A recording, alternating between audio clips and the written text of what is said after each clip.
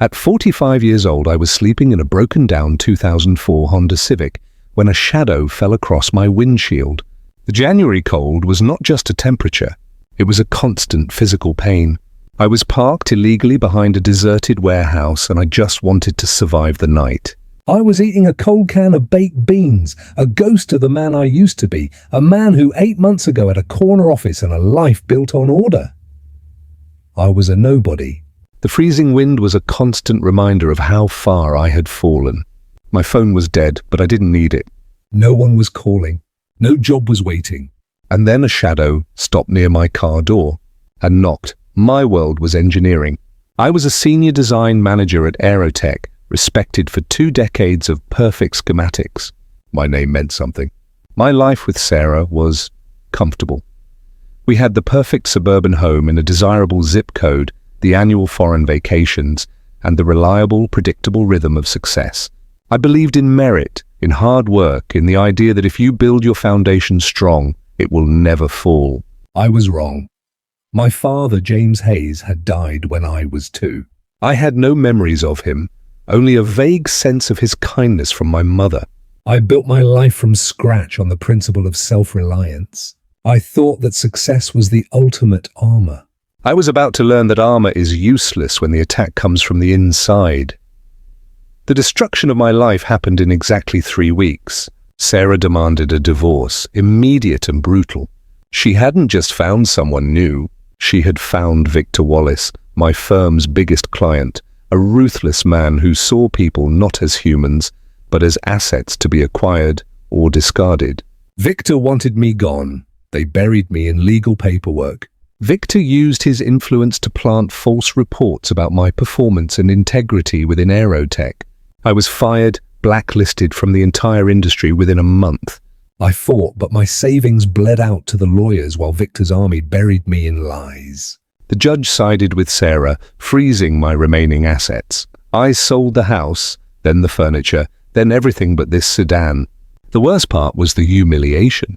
I took a job stocking shelves at night, only to run into my former junior manager. He saw me and quickly turned away, pretending not to notice. Humiliation was my new uniform. The text from Sarah came the day I lost the house. You always aim too low, Michael. Now, I was a nobody. The man who designed multi-million-dollar systems was sleeping on its cold streets. My professional soul was gone. My life was defined by the size of the debt I couldn't pay. That night, huddled against the steering wheel, I thought I had reached the end. I had no fight left. My father had died 30 years ago, leaving me nothing but a vague memory of his kind eyes. I had no idea that his memory was about to become my last weapon. What would be the price of one single act of kindness at this moment? Let us know in the comments. The knock on the window was soft, yet it shattered my world. The shadow belonged to an old man, Walter Davies. He was well dressed, but his face was etched with desperation. He was staring at me like I was a ghost. He whispered, "Are you Michael?" "Michael Hayes?" "You look exactly like James Hayes when he was young." My heart seized. Nobody talked about my father. Walter grabbed my arm with surprising strength for a man his age. "Please, you need to come inside. What I'm about to show you will change everything." I should have been afraid, but there was something in his voice, a raw, frantic joy that made me follow him into the warmth. Walter led me into his study, a museum dedicated to the past. He pulled down a framed photograph of 2 young men in suits, my father and Walter, standing in front of an old, dirty machine. "We started a company in 1978, Hayes Davies Innovations. Your father owned 50%. He explained they patented a revolutionary complex filtration system for chemical plants, a system everyone laughed at, thinking it was too costly and too advanced. 2 months later, my father died in a car accident, thinking he'd lost everything, believing he had bankrupted his family. But 6 months after his death, the environmental laws changed globally. Suddenly, our worthless patent was not just valuable. It was mandatory for every major industrial park and oil refinery in the country. Walter couldn't find me or my mother, but he kept the company going. "I've been collecting your father's 50% share of the royalties for 30 years, Michael. He opened a bank statement. The number at the bottom made my vision blur. $47,562,000. I looked at the number and I realized $47 million wasn't just money. It was freedom from the cold, freedom from the pity, freedom from Victor Wallace. Then Walter pulled out a specific licensing agreement. My blood ran cold. The signature at the bottom was Victor Wallace. Victor Wallace's main refining plant, the one that funds his entire empire, runs entirely on our patented Hayes-Davies system, Walter whispered. He's been our top licensee for 15 years.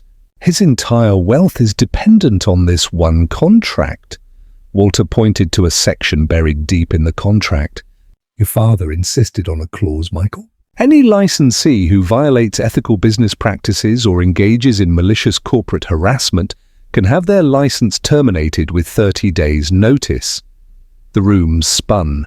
The man who had destroyed my life because he could was about to learn that karma sometimes comes with a 30-day shutdown notice. I stood up, feeling a purpose I hadn't felt in years. Mr. Davies, I said, I think it's time Victor Wallace met his new partner. Walter introduced me to his lawyer, Ms. Chen, a sharp woman who specialized in digital contract law. She confirmed the clause was ironclad. Her team worked backwards, collecting the evidence of Victor's blacklisting, the emails, the false reports.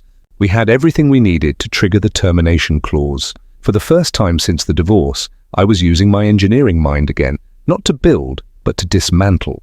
I was going to systematically deconstruct the man who had destroyed me. I walked into Victor Wallace's glass and steel headquarters. Sarah was there, her face turning pale with shock. I took the seat at the head of the table. Victor, I said, thank you for agreeing to meet with your new partner in Hayes-Davies Innovations. Ms. Chen slid the termination notice across the table. Mr. Wallace, your entire refining operation is based on a contract you have violated by engaging in malicious corporate harassment against my client, Mr. Hayes. I gave him two choices, delivered with the calm of a man who had already lost everything and had nothing to fear. Option 1, vacate all premises and cease use of the Hayes-Davies patent in 30 days, meaning immediate bankruptcy for his entire energy empire. Option 2, you publicly clear my name, issue a retraction to all major firms, pay a $10 million settlement for damages, and sign over the marital house to my children's trust. I stood up. Oh, and Victor, that text Sarah sent me about aiming too low? Tell her I send my regards. She married the wrong man, the man who rents his power from me. Victor fought for 48 hours, but his board of directors learned that the core of their operations was reliant on a contract held by a man they had just tried to destroy. The press got wind of the story, billionaire mogul exposed by homeless heir. Victor was forced to resign. Sarah filed for divorce within a week. Turns out, when the money disappears, so does the marriage. Sarah showed up at the address of my old car. She was crying, begging for a reconciliation. Michael, baby, I made a mistake. I looked right through her. No, Sarah, you're sorry you chose the wrong contract. That'll be all. It was the last time I saw her. The best revenge wasn't the money. The best revenge was the purpose I found. I used the settlement to start the James Hayes Integrity Foundation, dedicated to defending victims of corporate blacklisting. I reclaimed my father's name and his dream. I learned that my father died thinking he was a failure, but his integrity built an empire.